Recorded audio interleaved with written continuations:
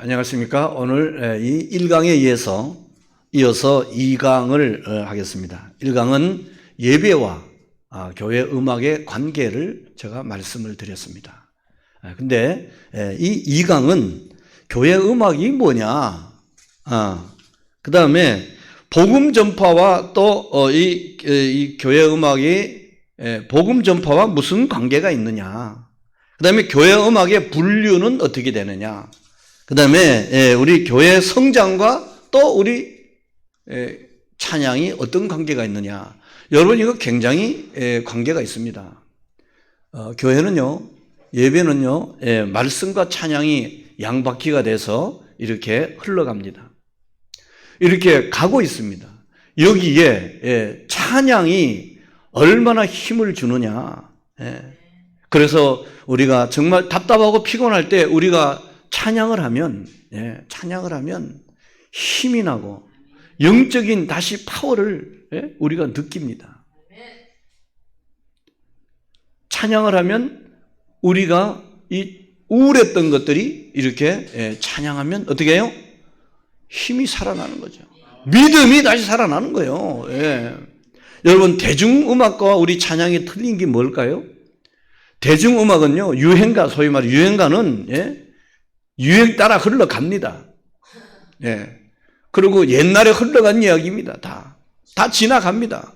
그런데 여러분, 우리가 보혈 찬송 매일매일 매주일 와서 부르죠. 또 우리가 보혈 찬송 불러보세요. 구주의 십자가 보혈로 우리가 그거 보면 언제나 불러도 그것이 유행가처럼 지겹습니까? 아니잖아요. 왜 그렇습니까? 거기는 성령의 역사하기 때문에 그래요. 그래서 우리가 찬양할 때 새 힘을 얻는 겁니다. 오늘 우리 교회 음악의 이 분류를 보면 첫째는 오르간 음악이 있어요. 두 번째로는 회중 찬양이 있습니다. 세 번째로는 찬양대 찬양이 있습니다. 이렇게 세분할 수가 있어요. 그래서 교회 음악에 보면 우리가 오르간 음악이 굉장한 그런 역할을 합니다. 리드를 하게 되죠. 오르간 그 소리가 또 그 경건성과 다양한 음색이 거기서 나오죠. 그래서 우리가 큰 교회나 큰 성당 가면은 파이프 오르간이 있습니다. 여기서 말하는 것은 전자 오르간도 있지만 파이프 오르간을 주로 언급을 합니다. 또 모든 면에서 교회 음악에서 가장 적합한 악기가 오르간입니다. 소위 말해서 풍금 같은 그런 이제 바람을 이용해서 하는 그런 거죠. 오르간 음악은 독주와 반주로 나누는데, 독주는 예배 전후에 그런 주악이 있습니다. 그러니까 엄청난 경건한 역할을 파이프 오르간이 맡고 있다는 거죠. 그 다음에 예배 중에 또 간주를 합니다. 예배 중에 간주. 그리고 반주는 회중 찬송과 찬양대 찬양으로 나뉩니다. 다시 한번 세분하면 오르간 음악은 전주가 있어요. 전주. 예배 전의 주악으로 경건하고 조용하고 회중의 마음을 예배드릴 수 있도록 준비시켜야 하는데, 찬송가를 이렇게 편곡한 곡이 좋습니다. 우리가 어떤 교회를 이렇게 가면 오르간이 있는 교회에서는 예배 전에 아주 은은하게 이렇게 오르간이 연주하는 거거든요. 그러면 어떻게 해요? 마음이 편해지면서 마음을 다시 심령을 이렇게 정비하고 예배에 찬양하는데 얼마나 좋은지 몰라요. 그런 분위기를 잡는다는 거죠. 두 번째, 오르간이 간주를 합니다. 예배 순서가 바뀔 때 공백이 생기지 않도록, 예를 들면 기도 다음에 일어서고 앉을 때 등 그런 공백이 있잖아요.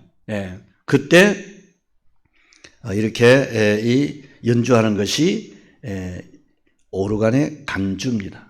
그 다음에 후주가 있어요. 후주는 뭐냐? 예배를 마친 뒤에 연주하는 곡으로 말씀의 힘을 얻고 세상으로 나가서 승리할 수 있도록 힘있고 활발한 곡으로 이렇게 사용하고 있는 것입니다. 네 번째로는 회중 찬송을 반주합니다. 회중 찬송은 오르간의 인도의 거의 70% 이상의 영향을 받습니다. 다시 말해서 이끌어간다는 거죠. 오르간이 이끌어가요. 템포나 빠르기나 볼륨이나 음량이나 음색들을 조절해서 찬양을 인도해야 하며 호흡 조절도 무언 중에 인도해야 하는 것입니다. 이상과 같이 오르간은 교회 음악에서 대단히 중요한 위치를 차지하고 있습니다.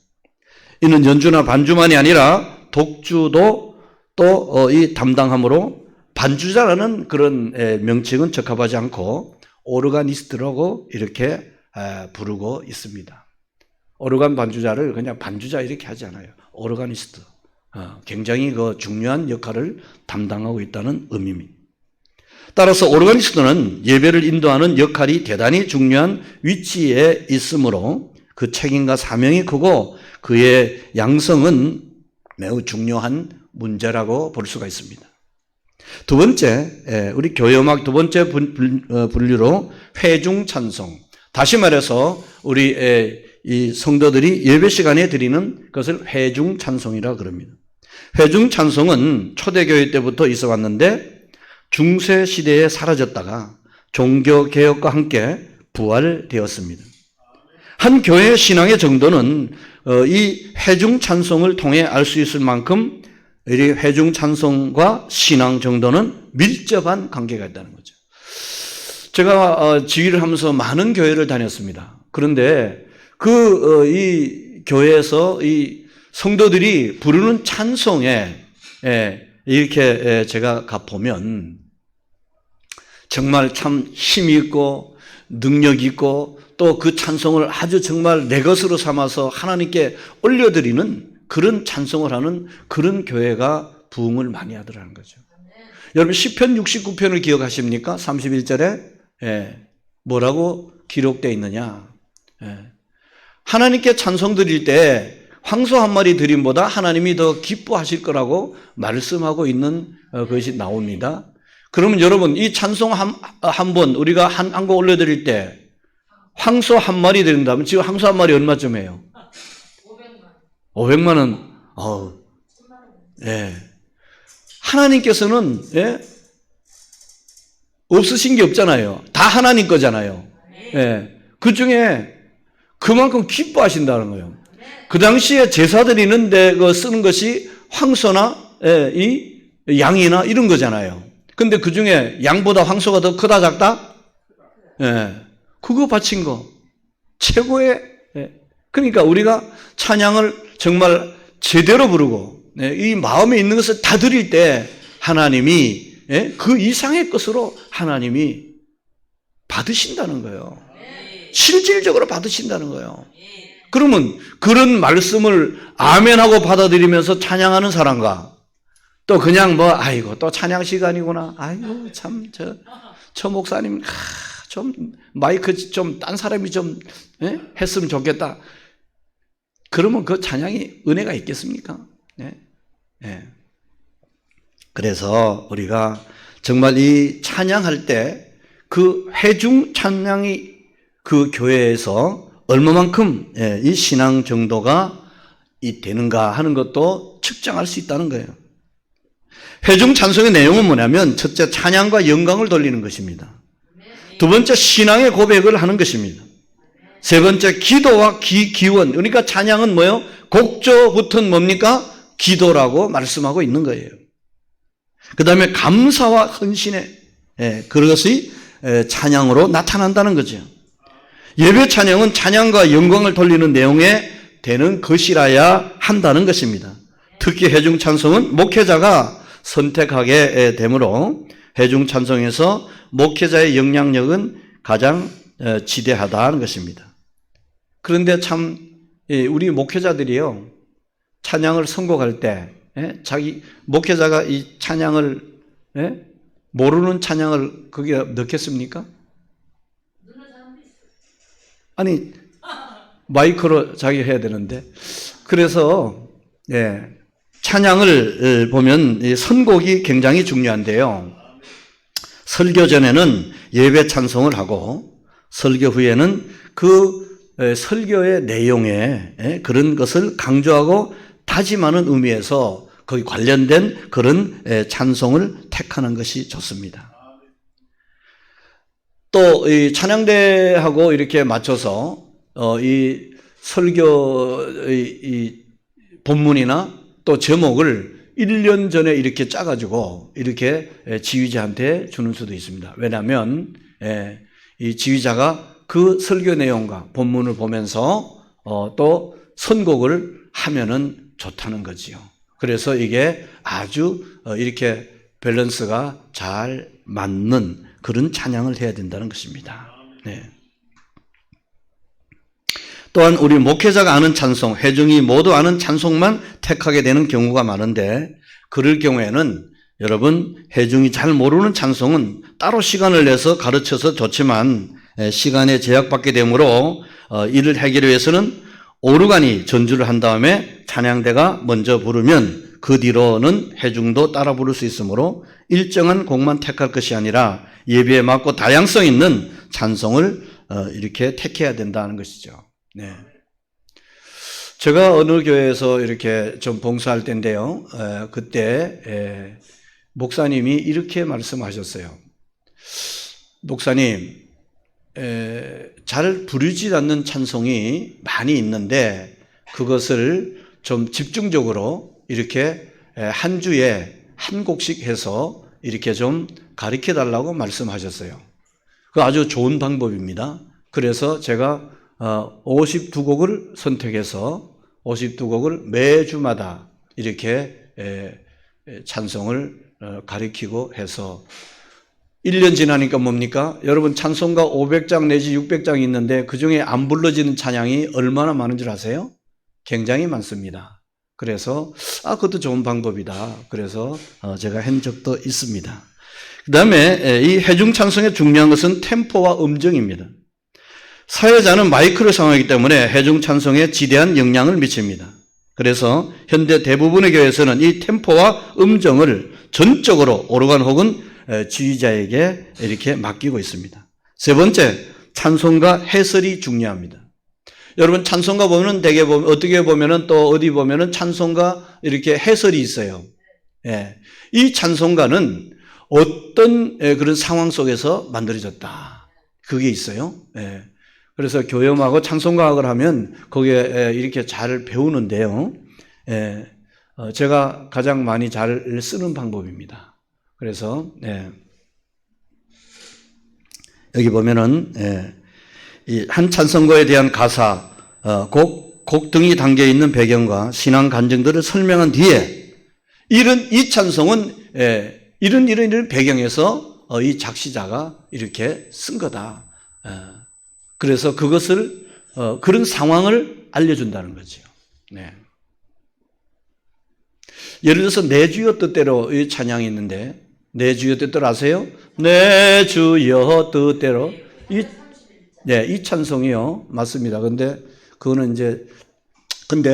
이 찬송은 슈몰크 목사님이란 분이 이 독일에서 목회를 하는데 이분이 먼 곳으로 이렇게 전도를 갔다가 오니까 집이 불타고 없어진 거예요. 그런데 보니까 아들 형제 둘이가 있었는데 안 보이죠, 당연히. 그래서 이 잿더미 속에 이렇게 찾아보니까 그 두 아들이 형제가 꼬꾸랑고 불에 타서 죽어 있는 거예요. 그래서 얼마나 기가 막히겠습니까? 그래서 울부짖는 찬송이에요, 그게. 그러면서 하나님, 내가 어디 놀러 갔다 온 것도 아니고 주의 복음을 전하고 주의 백성들을 굳게 이렇게 세우고 믿음을 굳게 세우고 하러 갔다 왔는데 이게 무엇입니까? 하고 이렇게 몸부림치면서 쓴 찬송이 내 주여 뜻대로. 결론이 그겁니다. 나는 하나님의 뜻을 알지 못하지만 하나님께서는 하나님의 뜻대로 가시기 때문에 하나님 내 슬픔이 있다 할지라도 하나님 내 주의 뜻대로 행하시옵소서. 그래서 거기에 살든지 죽든지 뜻대로 하시옵소서 하는 내용이 그래서 있는 겁니다.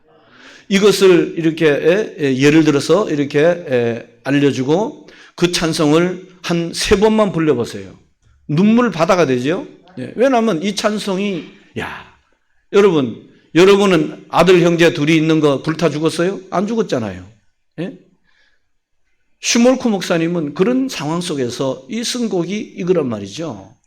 그렇게 이렇게 가사의 그런 이 찬송가를 해설해서 이런 상황이었다고 하면 얼마나 큰 은혜가 되겠느냐, 그런 의미입니다.